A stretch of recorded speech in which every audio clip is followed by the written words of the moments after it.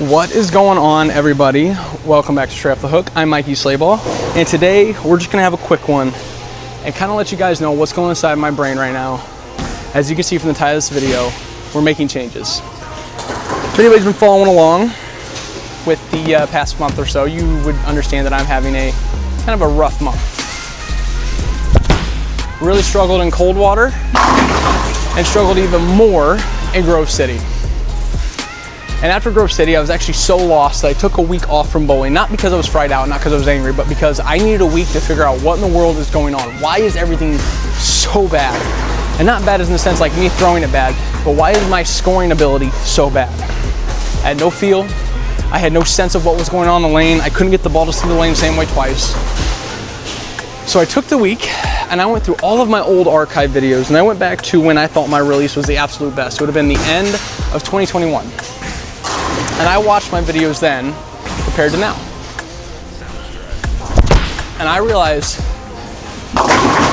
there have been some drastic changes. One, I put on about 25 pounds. Now, not all that's good weight, but some of it is.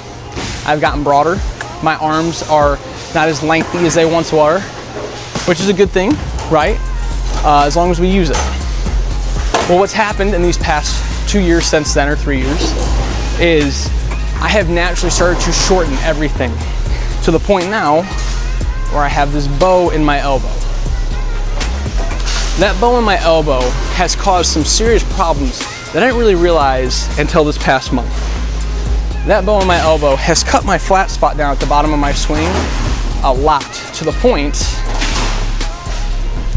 where if my timing isn't absolutely perfect,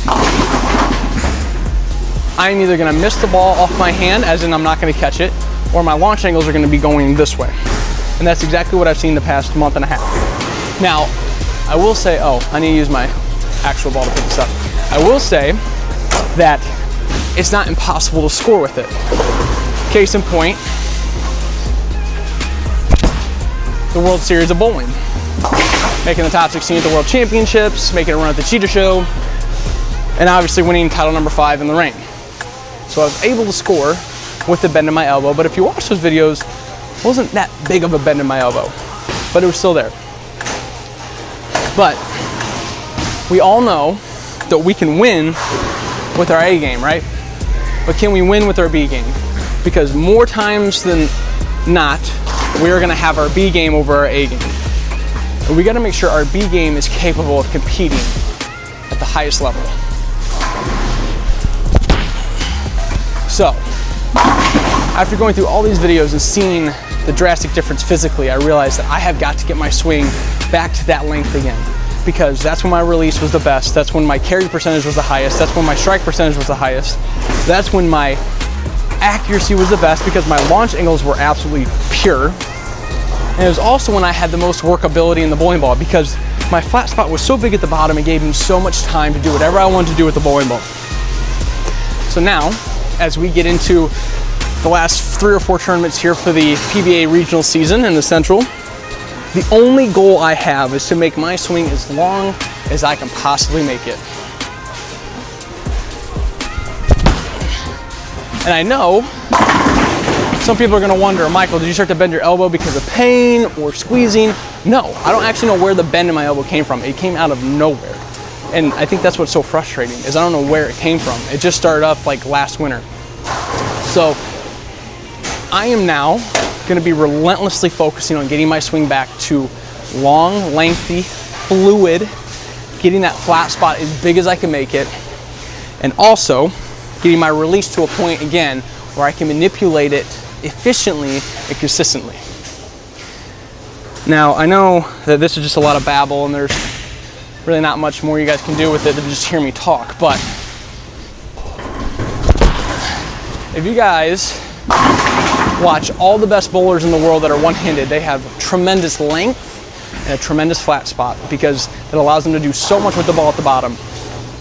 That's how they are so much workability, so much creativity, and they're just so good that way. EJ Tackett's one of them.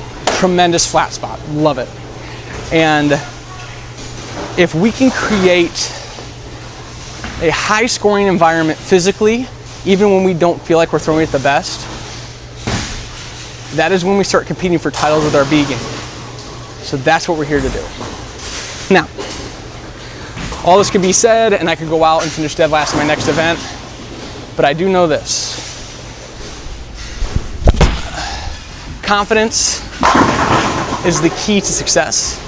And I will tell you, I felt more confident back in 2021 with my longer swing, bigger flat spot, than I did when I made the show at the World Series of Bowling. All because I knew where the ball was going, and I knew I had control over it. So there you guys go. Almost missed that. That's what's going on inside my head. Short little quick video for you. Hope you guys enjoyed. I know it's not much, but at least something to think about. Long swings, big flat spots. Give yourself the chance to have a good release, good launch angles, and good consistency. How about just being consistent? Hope you guys enjoyed it. Keep everything straight off the hook. See you guys.